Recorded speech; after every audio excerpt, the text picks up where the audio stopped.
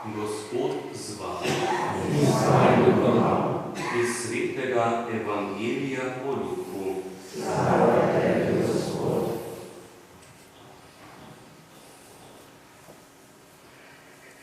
Tisti čas je Jezus prišel v neko vas in žena z imenom Marta ga je sprejela v svojo hišo. Imela je sestro, ki je bilo ime Marija. Ta je sedla Gospodovim nogam in poslušala njegovo besedo. Marta pa je imela s postrežbo veliko dela. Pristopila je in rekla: Gospod, ti ni mar, da me je sestra pustila samo streči. Reci vendar, naj mi pomaga. Gospod je odgovoril: Marta, Marta, skrbi in vznemirjate veliko stvari, ale eno je potrebno. Marija se je izbrala boljši del, ki ji ne bo odvzet. To je Kristusov evangelij. Hvala tebi, Kristus.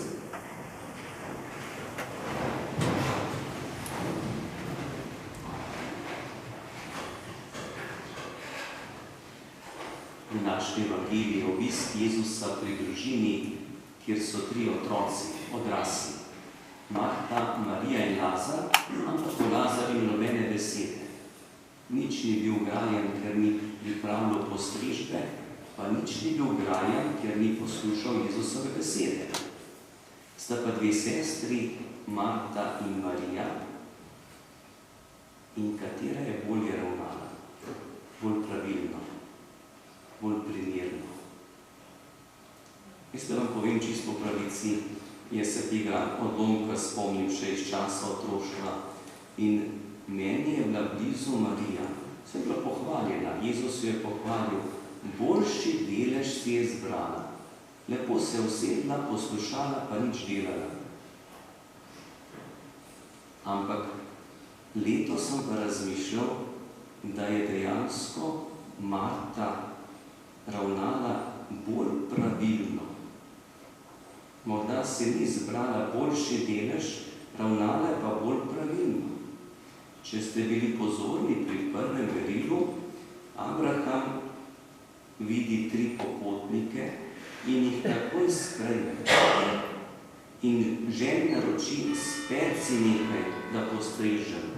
Gre po najboljšo žival, ne pa eno staro kravo, od teleta.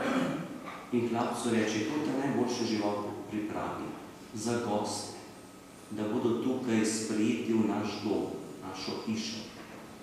In prav od tega gostoljubja, potem je tudi, če temu rečemo, rezultat. Izpolnjena je največja želja Abrahama, da je dobil sina.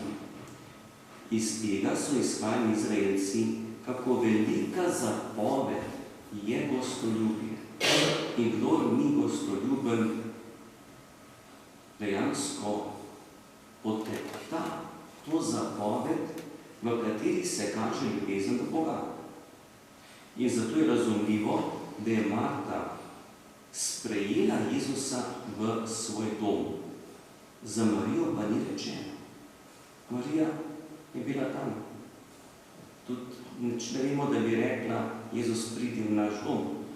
In Marta je sprejela, pripravljala najboljše stvari. Človek, ki nekaj najboljšega pripravi za drugega, lahko izkaže ali pa, ker čuti v sebi, ta človek je dragocen in ni vseeno, kako je. In tudi doma, ko imate skrb in prizadevnost, tem se kaže odnos do sočloveka. Se spomnim pred časom, ko sem bil še v drugi župniji, kako je bilo delo, prekrivanje je bilo strehe, kot kaplan sem bil, smo skupaj delali sosed. Če vam po pravici povem, kdaj je bil tudi pri sveti maši, ampak ko za kakšen velik praznik, odzadaj se ustavil pri vratih. Ampak, ko se je pa delalo na strehi, Zjutraj ob 7 je bil med prvimi in drugi dan in tretji dan. Ne zato, ker bi moral, ker je tako čutil. In je prišel in je naredil tisto, kar je začutil, bil je dejaven. In zdaj pa ni to podobnost tega možakarja, soseda od župnišča, prav kot drža Marte. Zato, ker jo vodi, da more narediti, ker drugače čuti, da ni ustrezno. Naredi tisto, kar čuti. In tukaj sta dve sestri, Marta in Marija. Ena od njih želi narediti vse, kar je v njeni moči. Zaradi predpisa, zaradi zakona. Druga sestra pa samo tam posluša. In sem razmišljal o teh dveh sestrah, današnji nedelji. Danes smo pri sveti maši in je tudi ena od cerkvenih zapovedi, ki se naslanja na Božjo zapoved, tretjo Božjo zapoved, posvečuje Gospodov dan, je ena še dodatna podrobnost, vodi ob nedeljah in zapovedanih praznikih pobožno pri sveti maši. In tu je vprašanje, zdaj, ko smo tu zbrani v cerkvi, lahko da smo prišli zaradi tega, ker čutimo, moram k sveti maši, ker je to tudi zapoved, ker vem, da je to zame dobro in izpolnjujem zapoved. In Marta se je zavedala tega. Moram izpolniti dolžnost, ki mi je dana, da postrežem. In jaz kot kristjan imam dolžnost, da grem k sveti maši. Potem je pa tam Marija, se usede k Jezusovim nogam in posluša. Nič ne dela. Lahko smo tudi mi tukaj v cerkvi, zato ker želimo k sveti maši. Zato ker mi manjka, če ne grem, zato ker čutim, da dejansko sem nečesa, bom rekel kar besedo, oropa. Nekaj ni v življenju. Ne zato, ker moram, ker je tak predpis, ampak ker tako čutim. In tukaj vidim Marijo. Ona je želela poslušati, se je usedla.